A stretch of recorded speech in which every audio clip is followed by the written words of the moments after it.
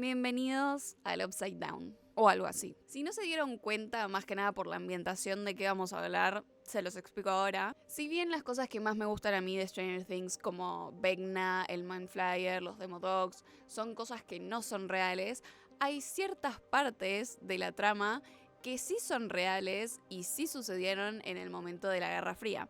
Y claramente estoy hablando del proyecto MK Ultra, del cual fue parte la madre de Eleven, 11 Jane, como le quieran decir, Terry Ives. Hola a todos, soy su nueva profesora favorita, bienvenidos a Chiclit. Primero que nada les quiero mostrar que me acaba de llegar tipo el guión de la serie de la 4ª temporada. Es hermoso, a ver si se ve. No, encima es tipo literalmente enorme. Pero los guiones se leen rápido, así que... Para entender el proyecto MK Ultra tenemos que entender primero la Guerra de Corea. Básicamente es entre las dos Coreas. Por un lado tenés Corea del Norte, que era respaldada por la Unión Soviética y China, y por el otro lado tenés Corea del Sur, que era respaldado más que nada por Estados Unidos y otros 16 países. Estados Unidos envió a varios de sus soldados a pelear en esta guerra y cuando volvieron los notaron distintos. Tenían básicamente propaganda comunista en su cerebro y nadie entendía por qué.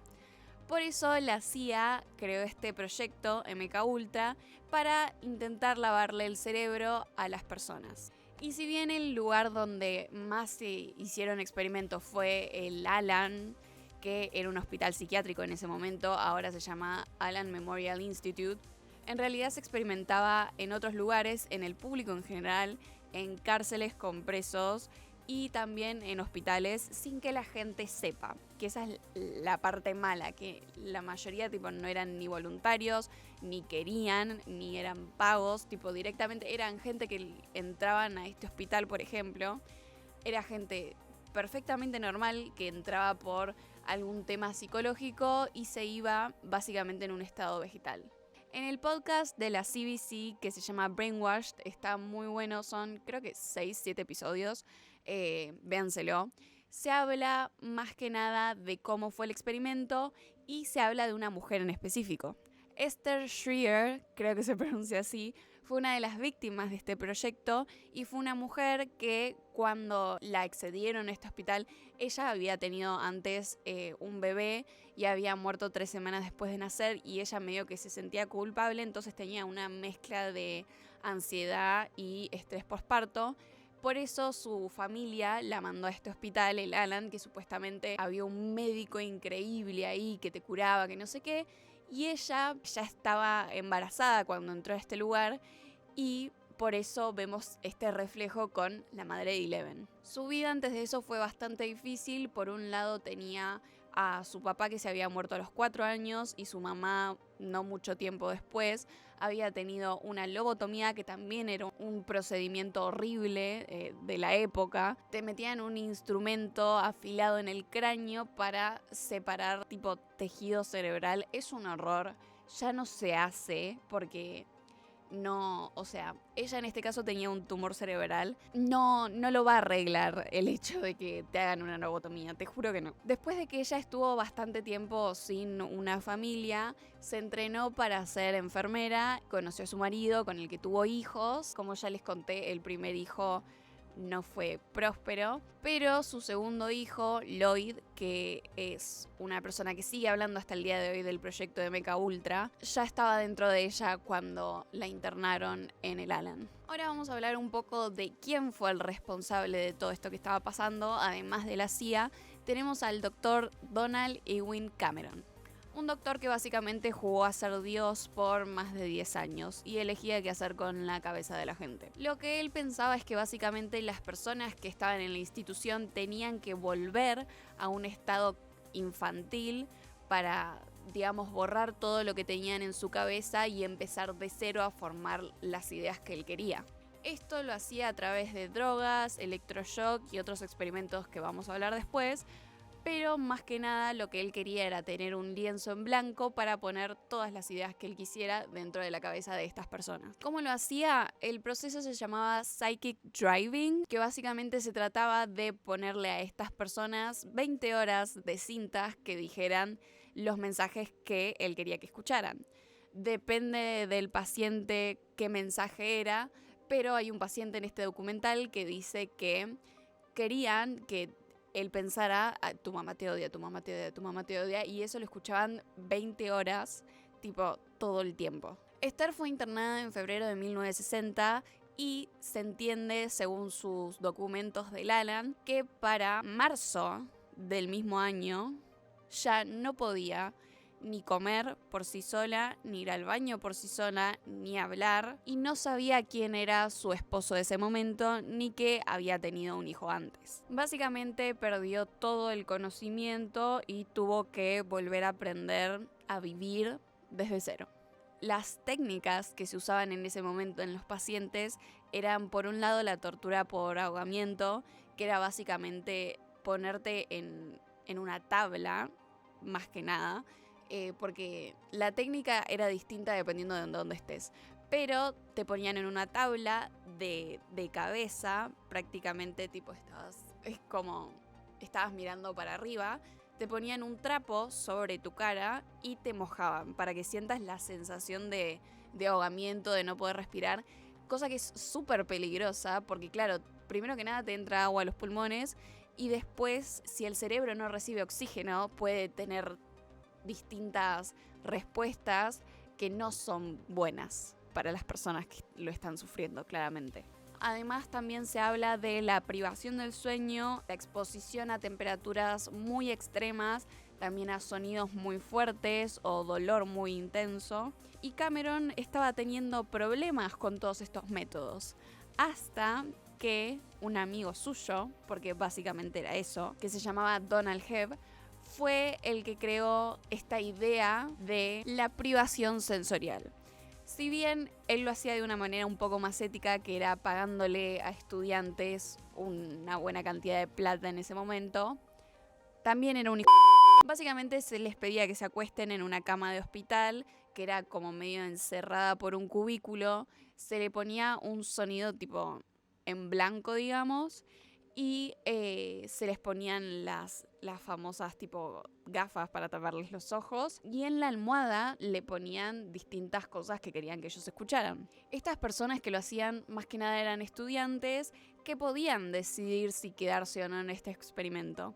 El mayor tiempo que duró uno de los estudiantes fue 5 días, mientras que en el Alan, Donald Cameron tenía a estas personas por hasta 35 días. Y además de estar en este cubículo de privación sensorial, también estaban drogados con LSD y posteriormente también sufrían las terapias de electroshock.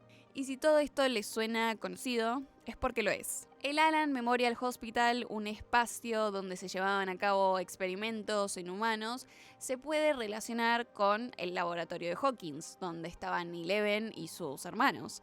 En este laboratorio, si bien conocemos una parte bastante chiquita, conocemos más que nada los espacios donde estaban ellos, tipo la sala de arcoíris, donde les hacían tipo entrenar. También hay partes que no conocemos, donde la llevaron a Terry Ives en esa escena en la que intentan que deje de pensar en Eleven.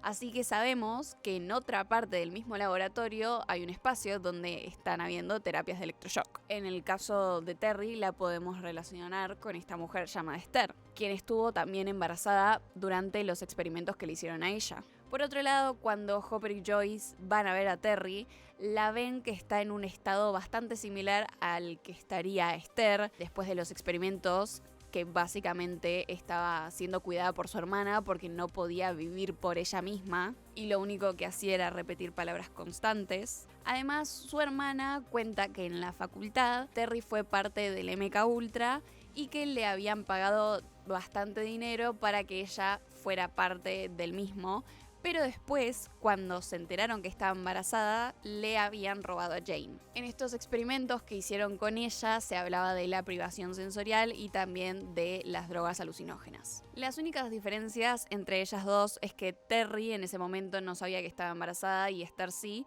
y también que a Terry le habían pagado. Esther fue directamente una víctima que no sabía lo que le iba a pasar y estaba teniendo estos problemas psicológicos y por eso se había internado en el Allen. Pero claro, no.